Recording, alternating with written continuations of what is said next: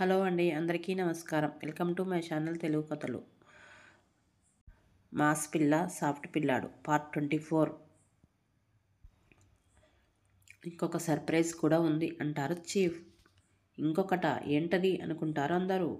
అవును, ఇంకొకటి ఉంది. దానికోసమే కదా బోర్డు మెంబర్స్లో ఒకరు వచ్చారు. అది కూడా మన గౌతమ్ డాక్టర్కి సంబంధించింది అంటారు చీఫ్.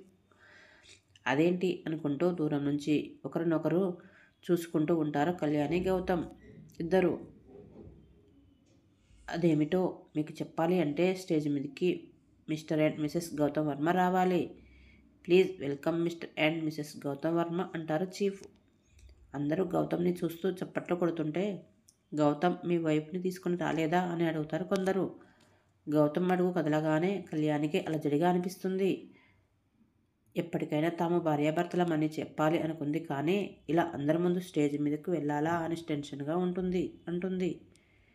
గౌతమ్ వర్మ చిరునవ్వుతో కళ్యాణ్ దగ్గరికి వచ్చి చేయి చాపగానే అందరు షాక్ అవుతారు, ఒక పవన్ తప్ప. తనలో ఉన్న భయాన్ని పక్కన పెట్టి గౌతమ్ వర్మ చేతిని అందుకుంటుంది కళ్యాణి. దాంతో అందరూ కన్ఫర్మ్ అయిపోతారు. మచ్చలేని చందమామలో ఉన్న గౌతమ్ వర్మ పక్కన కోటి కాంతుల దీపాల వెలుగుల నిండు పున్నంలా కనిపిస్తుంది కళ్యాణి. విద్య అయితే షాక్ అయి అలాగే చూస్తూ ఉండిపోతుంది. అందరి చప్పట్ల మధ్య స్టేజ్ మీదకి వెళ్తారు ఇద్దరు. మీకు సర్ప్రైజ్ ఇచ్చి మేం షాక్ అయ్యాము. మన హాస్పిటల్లో వర్క్ చేస్తున్న మిస్ కళ్యాణి మీ వైఫ్ అని మాకు తెలియదు. పెద్ద షాక్ ఇచ్చావు గౌతమ్ వర్మ అంటారు చీఫ్. ఇద్దరు చిరునవ్వుగా సమాధానం ఇస్తారు. ఓకే, ఇప్పుడు ఇంకొక సర్ప్రైజ్ ఏంటో చెప్పాలంటే దానికోసం డైరెక్టర్ గారు స్టేజ్ మీదకి రావాలి అంటారు చీఫ్. బోర్డు డైరెక్టర్లు ఒకరు స్టేజ్ మీదకి వస్తారు.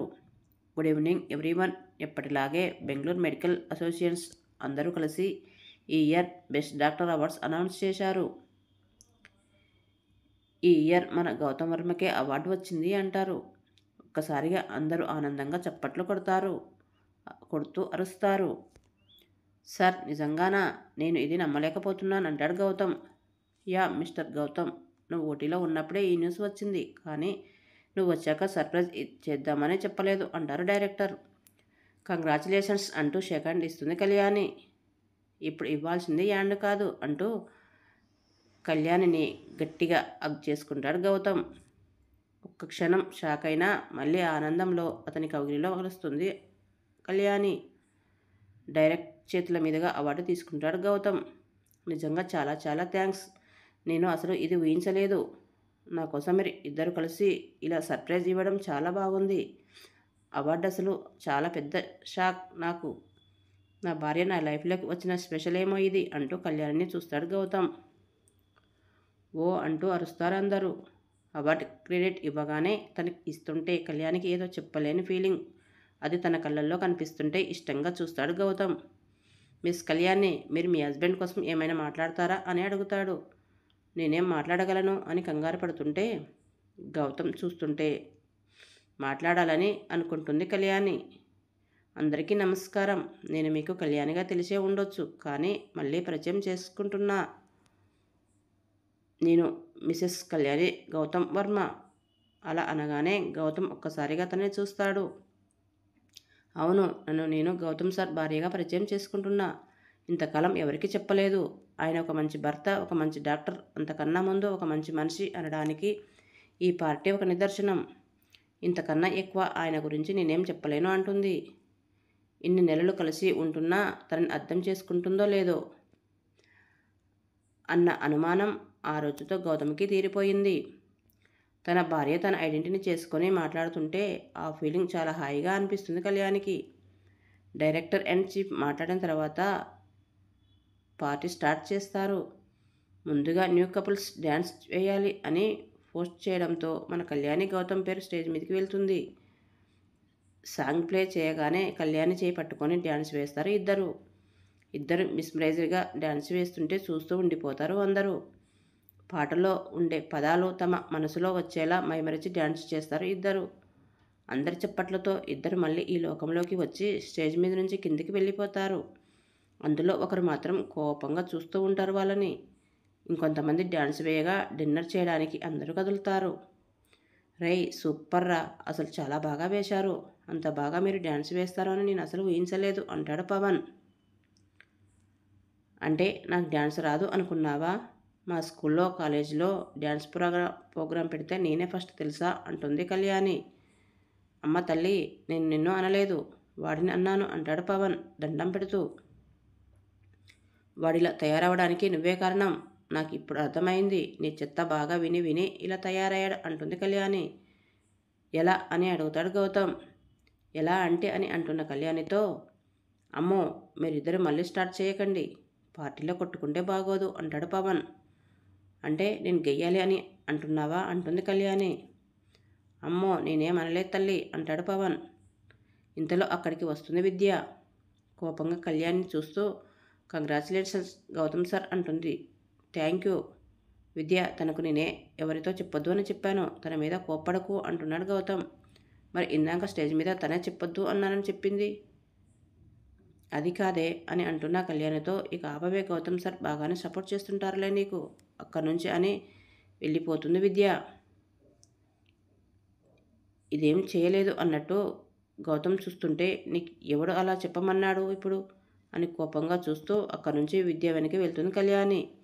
ఇది మరీ బాగుంది, నేను తనకు సపోర్ట్ చేస్తే తిరిగి నన్ను అంటుంది చూడరా అంటాడు గౌతమ్. అమ్మాయిలు అంతేరా, మనతో దేనికి అగ్రి అవరు అంటాడు పవన్. అందుకేనా నువ్వు సింగిల్గా మిగిలిపోయావు అంటున్నాడు గౌతమ్. రేయ్, నా లవ్ మ్యాటర్ మీద పడకు అంటాడు పవన్. ముసిముసిగా నవ్వుతాడు గౌతమ్. ఏంటి డిన్నర్ చేయవా? గౌతమ్ సార్ పెళ్ళైపోయింది అని బాగా ఫీల్ అవుతున్నట్లున్నావు అని అంటుంది ఒక అమ్మాయి. లేకపోతే దాని మొహం చూస్తేనే తెలుస్తుందిగా అంటుంది ఇంకొక అమ్మాయి.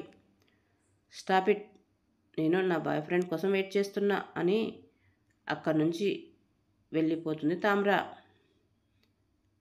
ఇలాంటి ఎక్స్ట్రాలు చేస్తుంది కనుకే గౌతమ్ సార్ దేనికి పడలేదు. పెళ్ళికి ఆయన కావాలి, తిరగడానికి అందరూ కావాలి అంటూ డిన్నర్ చేస్తారు మిగిలిన వాళ్ళు. విద్యని బ్రతిమాలుతున్న కళ్యాణికి గేట్ దగ్గరికి వెళ్తున్న ఆ తామ్ర కనిపిస్తుంది. ఆ అమ్మాయి ఎదురుగా లోపలికి వస్తున్న వ్యక్తిని చూసి షాక్ అవుతుంది. విద్య దగ్గర నుంచి ఫాస్ట్గా గేటు వైపు వెళ్తుంది కళ్యాణి. సడన్గా కళ్యాణి అలా వెళ్ళడం చూసి ఏమైంది అనుకుంటూ అటువైపు వెళ్తాడు గౌతమ్.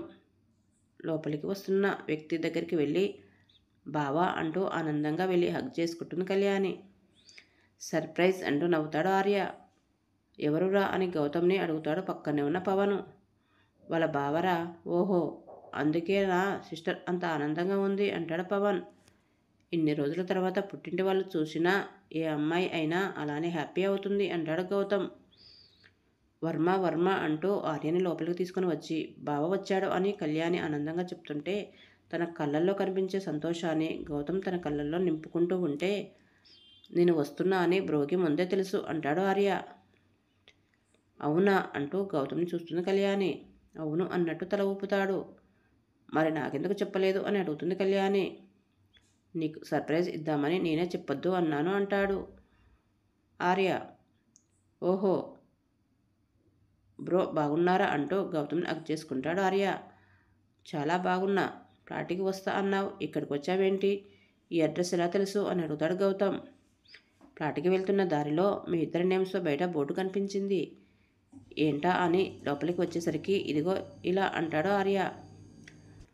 బయట బోర్డ్స్ పెట్టారా అని అడుగుతుంది కళ్యాణి. పెట్టారు సిస్టర్, పార్టీ స్టార్ట్ అయ్యేటప్పుడు పెట్టారు అంటాడు పవన్. ఇంతకీ ఏం పార్టీది అని అడుగుతాడు ఆర్య. విషయం మొత్తం చెప్పేసరికి వావ్ కంగ్రాచులేషన్స్ బ్రో అంటూ గౌతమ్ని హగ్ చేసుకుంటాడు ఆర్య. ఒరే, ఇక్కడ నేను ఉన్నాను, నన్ను పట్టించుకోవేంట్రా అంటూ అరుస్తుంది కళ్యాణి. ఇక్కడ అరిస్తే బాగోదు, ఊరుకోవే తల్లి అంటాడు ఆర్య. నేను అదే చెప్తున్నా ఇందాక నుంచి అని అంటాడు పవన్. మీరు అంటూ పవన్ వైపు చూసేసరికి వాడు వేస్ట్లే, వాడి కోసం ఎందుకు అంటుంది కళ్యాణి. దానికి వాడు ఏడుపు మొహం పెడితే, ఏడవకు అని వీడు మీ బ్రోకి ఫ్రెండు పవన్ అంటుంది కళ్యాణి. ఓహో, అయితే మీరు కూడా డాక్టరా అని అడుగుతాడు ఆర్య. అవును, అయ్యాడులే వాడు కూడా ఒక డాక్టర్, ఎలా అయ్యాడో వాడికే తెలియదు అంటుంది కళ్యాణి. అబ్బా, మరి నా పరువు తీస్తున్నావు సిస్టర్ అని అంటాడు పవన్. నీకు పరువు కూడా ఉందేంట్రా అని అడుగుతాడు గౌతమ్. ఒరేయ్, నువ్వు కూడానా అంటూ ఏడుమొహం పెడతాడు. దానితో అందరూ నవ్వేస్తారు. పార్టీ అయిపోయాక ముగ్గురు కలిసి కారులో ప్లాట్కి బయలుదేరతారు. వాళ్ళకి తెలియని విషయం ఏంటంటే వాళ్ళ వెనకే ఇంకొక కారు వాళ్ళని ఫాలో చేస్తుందని. ఇంతకు నువ్వు ఎందుకు వచ్చావు అని అడుగుతుంటే కళ్యాణి, జాబ్ లొకేషన్ హైదరాబాద్ కదా, ప్రాజెక్ట్ లైట్ లొకేషన్ బెంగళూరు, కొంచెం వర్క్తో ఇక్కడికి వచ్చి కొన్ని రోజులు ఉండమన్నారు అని అంటాడు ఆర్య. అవునా, అయితే అంతవరకు మా ఇంట్లోనే ఉండు అంటుంది కళ్యాణి గౌతమ్ని చూస్తూ. నువ్వు మీ ఆయన మొహం చూడాల్సిన అవసరం లేదు. అసలు నన్ను మీ ఇంట్లో ఉండమని చెప్పి ఒప్పించింది మీ ఆయన. నువ్వు కొత్తగా అడగాల్సిన అవసరం లేదు అంటాడు ఆర్య. అవునా అంటూ కళ్యాణి గౌతమ్ని చూస్తే చిరునవ్వే అతని సమాధానం అవుతుంది. బ్రో, అన్నీ ఆలోచించుకొని ముందుగా ప్లాన్ చేస్తారా అంటాడు ఆర్య. అవును, ఇక నేను అంత దూరం ఆలోచించలేదు అనుకుంటూ గౌతమ్ వైపు చూస్తుంది కళ్యాణి. అదే అర్థం కాక ఏంటి అన్నట్లు కళ్ళెగరేస్తాడు. ఏమీ లేదు అని తల అడ్డంగా ఊపేస్తుంది. సో బెస్ట్ డాక్టర్ అవార్డు వచ్చింది, మరి మాకు పార్టీ ఇవ్వరా బ్రో అంటాడు ఆర్య. ఇవ్వాలి అంటే ఒక కండిషన్ అని అంటాడు గౌతమ్. ఏంటి ఆ కండిషన్? నువ్వు నన్ను మీరు అంటూ రెస్పెక్ట్ ఇవ్వనవసరం లేదు, ఫ్రెండ్లా మాట్లాడు చాలు. ఎంత ఇంటి అల్లుడిని అయినా నేనేమీ పెద్దవాడిని కాదు అంటాడు గౌతమ్. అలాగే గౌతమ్ అంటూ నవ్వుతాడు ఆర్య. ముగ్గురు కలిసి ప్లాట్కి వెళ్ళిపోగా వాళ్ళ ప్లాట్ అడ్రస్ తెలిసిన వెనక ఒక కారు ఎవరికో ఫోన్ చేసి, నేను అడ్రస్ తెలుసుకున్నాను, ఇక నుంచి నేను ఆ పని మీదే ఉంటాను అంటారు. ఆ రాత్రికి వీరయ్య హాల్లో పడుకోగా ఆర్య ఇంకొక బెడ్రూమ్లో పడుకుంటాడు. బెడ్రూమ్లోకి వచ్చిన కళ్యాణి గౌతమ్ని చూసేసరికి బాల్కనీలో ఇంటి వాళ్ళతో కాల్ మాట్లాడుతూ ఉంటాడు. తన కాల్ అయిపోయాక థ్యాంక్స్ అంటుంది. చిన్నగా నవ్వి అవసరం లేదు అంటాడు. ఆర్య వచ్చినప్పుడు ఎందుకు సైలెంట్గా ఉన్నావు అని అడుగుతుంది. నేను సైలెంట్గా ఉన్నానా అంటాడు గౌతమ్. అవును ఉన్నావు, నేను అబ్జర్వ్ చేశా అంటుంది కళ్యాణి. ఓహో, నన్ను అబ్జర్వ్ చేస్తున్నావు అన్నమాట అంటాడు నవ్వుతూ. ఓవర్ చేయకు కానీ రీజన్ చెప్పు, ఎందుకు సైలెంట్ అయ్యావు అని అడుగుతుంది. సైలెంట్ ఏం కాదు, మీరు నాకు మాట్లాడే ఛాన్స్ ఇవ్వలేదు అంతే అంటాడు. కాదు, ఇంకా ఏదో ఉంది అంటుంది. మీ బావని చూసిన ఆనందంలో ఉన్న నిన్ను చూస్తూ ఉండిపోయా అంటాడు సూటిగా చూస్తూ.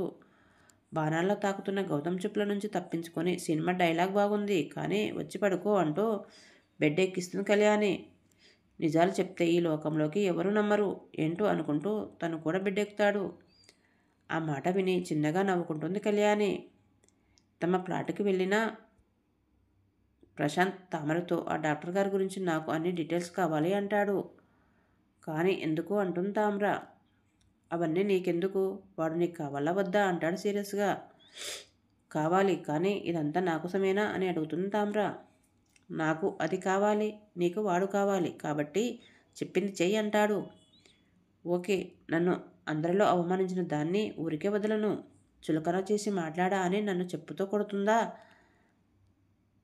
జీవితాంతం దాన్ని నా చెప్పు కింద ఉంచుకుంటాను అని కసిగా అనుకుంటాడు ప్రశాంత్.